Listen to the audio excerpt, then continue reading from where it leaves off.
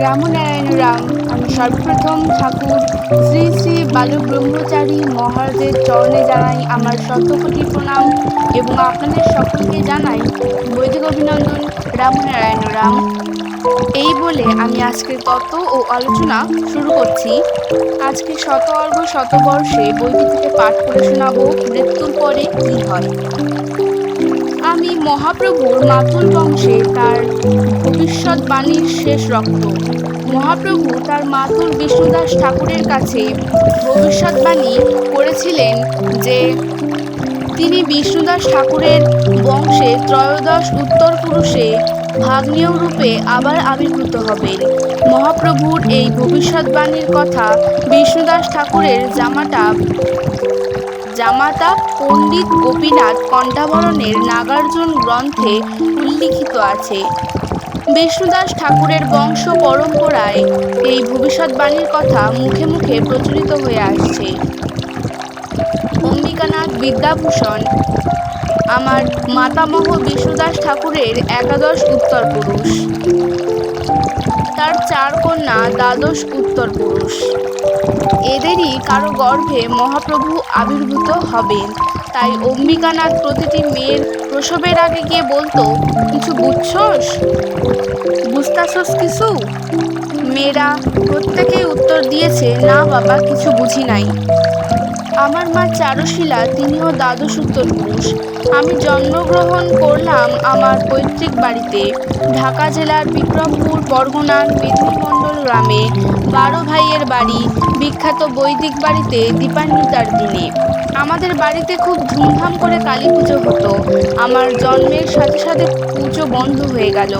আমার ঠাকুমা বললেন, দেখো তো কোন কালাপাহাড় এলো, আমাদের এতদিনের পূজা বন্ধ করে দিল। আমার সুন্দর জ্যাঠাই মশাই ছিলেন বিরাট জ্যোতিষী। আমার জন্মের সাথে সাথে তিনি গোষ্ঠী বিচার করতে বসে গেলেন। কিছুক্ষণের মধ্যেই তিনি চিৎকার করে বলতে আরম্ভ করলেন, এই শিশুর সব কিছুই তুঙ্গে। কালা পাহাড় নয় মা, এই যে কালাচাঁদ, কালাচাঁদ এসেছে মা, আমাদের সবাইকে উদ্ধার করে দেবে। বলি বন্ধ হয়ে গেল। বলির ছাপটি প্রাণ ফিরে পেল। 13 পুরুষের ভাগ্নেয় কুলে অন্যান্য যারা জন্মগ্রহণ করেছে, অনেকেই তারা বড় বড় বিদ্বান হয়েছে, অ্যাডভোকেট হয়েছে, IAS হয়েছে, কিন্তু ঐশী শক্তির বিকাশ হয়নি কারো মধ্যে। তারপর আমার 2 বছর গেল, 3 বছর থেকে 4 বছর গেল, 5 বছর বয়সেই দীক্ষা দিতে শুরু করলাম, 6 বছর বয়সেই লোক আসতে শুরু করলো। ওই বয়স থেকেই অনর্গল বেদের কথা বলতাম। পাঠশালার মাস্টাররা দীক্ষা নিতে শুরু করলো। এর যে বড় দৃষ্টান্ত আর কি আছে? সামনে একজন দর্শনার্থীকে দেখিয়ে, তোর ছেলের বয়স কত? আগে 8 বছর ঠাকুর, ও তো এখনো লাফায়। আর 8 বছর বয়সে আমার অবস্থা সাংঘাতিক। বহু শিষ্য হয়ে গেছে, বড় বড় বয়স্ক মানুষেরা, বৃদ্ধরা হাত জোর করে দীক্ষা নিচ্ছে। আমার 5 বছর বয়সে এক জায়গায় কীর্তন হয়েছে, সেই কীর্তনে নিয়ে গেছে আমারে, সেই বাড়ির মহিলারা আমারে স্নান করাচ্ছে,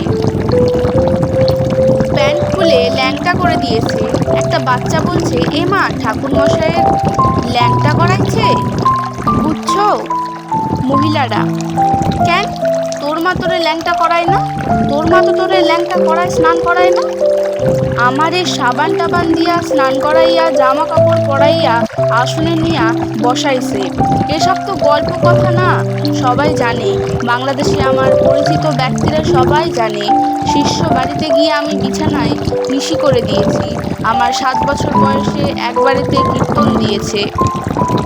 আমার জ্বর হয়েছে, কীর্তনের প্রসেশনে আমারে কাঁধে কইরা পালকির মতন কইরা নাম গান করতে করতে নিয়ে চলছে।